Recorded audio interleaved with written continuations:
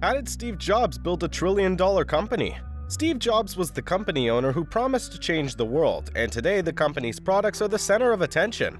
Now, Apple is in the headlines as the first trillion-dollar company. Today in this video, we will tell you which factors played their role in helping the company to achieve this milestone. Apple was founded in 1976 by Steve Jobs, Ronald Wayne, and Steve Wozniak, designing and building the company's first desktop computer, the Apple I.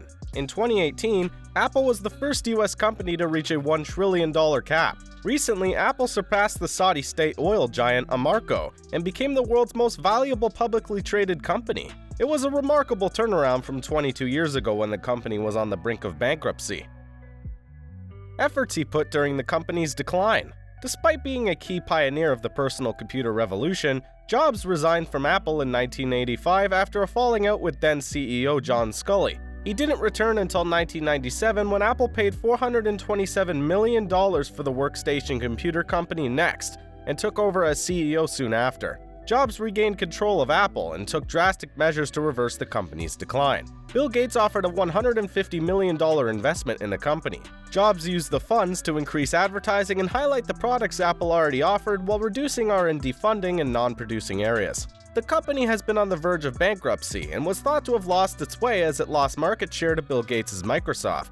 But Jobs turned the company around, collaborating closely with British designer Johnny Ive to create products like the iMac that combined sleek aesthetics with cutting-edge technology. As a result, disruptive products such as the iPod in 2001 and the iPhone in 2007 became cultural landmarks while also pushing technological boundaries. There have been 18 different iterations of the iPhone since its debut, with over 1.2 billion units sold. The device accounts for 60% of the company's $229 billion in annual sales. Apple's success elevated Jobs to one of the world's most respected inventors and business figures. However, a year and a half after returning to work following a liver transplant, he was forced to resign as CEO when his health failed. He died weeks later, aged 56, after handing over control of the company to Tim Cook. Total shares of the company. Apple's stock has quadrupled since Tim Cook took over as CEO in 2011. The company reached a $1 trillion market capitalization 42 years after Apple was founded. It means Apple's stock market value is now more than a third of the size of the UK economy and more significant than the economies of Turkey and Switzerland. Better than expected quarterly financial results fueled an increase in Apple's share price. The company made $11.5 billion in profits in 3 months on the back of record sales of $53.3 billion, boosting the value of the iPhone giant from $935 billion to $1 trillion, £770 billion. Growth was strong all over the world, said Luca Maestri, Apple's finance chief. Apple's recent stellar performance has left competitors in the competitive technology sector trailing in its wake. When Tim Cook was asked what he felt about being the head of the first trillion-dollar company, he said he didn't think much about it. Apple has won a cat race among the media and technology giants like Amazon and Microsoft to touch this $1 trillion mark. Still, it is time to decide whether this victory will be temporary or permanent.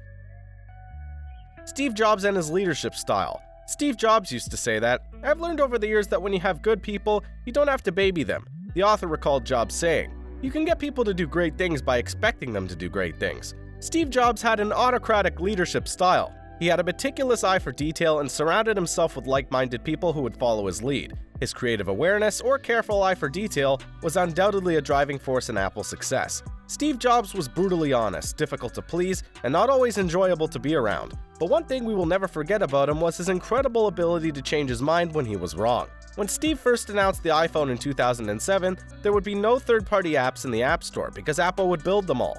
After a year, he changed his mind and stated that third-party apps would be the key to the iPhone's success. He had it right. Apple could never have built 2.2 million apps on its own, and taking a cut of the profits was much more manageable. Even a single customer could sway Steve's decision. In one of his many public email exchanges, a man complained about removing a Pulitzer Prize-winning satirist's comic app from the App Store. That was a mistake, Steve admitted. Steve Jobs was a tough cookie, but if they had a good idea, literally anyone could change his mind. In 1991, Steve Jobs was interviewed for a documentary about Joseph Juran, an engineer and early proponent of quality management. Juran had worked as a consultant for Steve's company at the time. The interviewer asked Steve what he did differently as a result of Juran's advice, and Steve's response was not only illuminating but also foreshadowed what would happen once he returned to Apple. These people are knowledgeable, they're brilliant, and will do wonders if given a chance to change and improve. They are not pawns. If a mechanism is in place, they will improve the process, and I find optimistic humanism very appealing. It is Apple's fundamental philosophy and why it became the most valuable company in the world. Not Jobs, not the iPhone. Instead, a belief in the people who work there. That is the secret, and it is available to anyone building a company at any time if they dare to ask themselves a simple question. There is nothing else but people, neither in business nor life. Only after Steve realized that he hired great people, he listened to them when they challenged the status quo, and pushed them to do their best while trying his hardest to see a clear path ahead for the company. Fortunately, trust advances are multiplying. Trust spreads throughout a company, creating the unwavering spirit of optimism that Steve mentioned. It's a positive outlook on the people who work in a company. Without this optimistic outlook, Apple would have never become a $1 trillion company, and never had a desired impact. People are difficult to trust. It takes guts, confidence, and vulnerability, and it takes all of these things over and over again. Steve Jobs referred to Johnny Ive as his spiritual partner at Apple.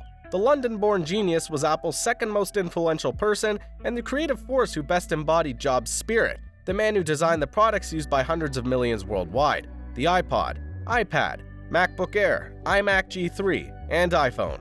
He believed that making a simple product would increase user satisfaction because they could use it without reservation on almost any occasion. Jobs chose Cook to be a successor, and Cook oversaw a period of tremendous revenue growth that has increased Apple's valuation to $2 trillion. He quickly established himself as a master politician with the ability to send the world's stock market into freefall with a single sentence. That's all for today's video. We'll come up with more exciting content soon. If you enjoy watching our video, hit that like button on the left and subscribe to the channel so you never miss any new updates.